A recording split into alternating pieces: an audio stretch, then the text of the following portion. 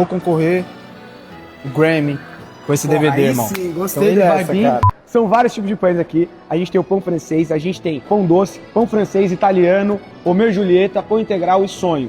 Vamos lá, vamos começar. Qual que você quer começar? Escolhe aí. Pode começar por aquele ali. Pão francês. Qual foi o momento mais importante da sua carreira? É um clássico, né? Eu digo que está por vir ainda, porque vai ser um projeto muito grande que eu venho trazer para o público. É um DVD novo de R&B, soul, black music, afrobeats. Eu vou concorrer o Grammy com esse DVD, irmão. Sim, Então gostei ele vai dessa, vir cara. e ele vai chegar. Chega quando? Esse ano? Esse ano, irmão. Vamos pra cima. 2025. Vamos lá. Pão doce, emoção. Qual foi o momento mais doce que você já viveu? O momento mais doce que eu vivi foi quando meu filho nasceu, mano. É uma doçura, uma alegria, uma leveza. É maravilhoso, mano. Então, filho, papai te ama, Olívio. Pão italiano.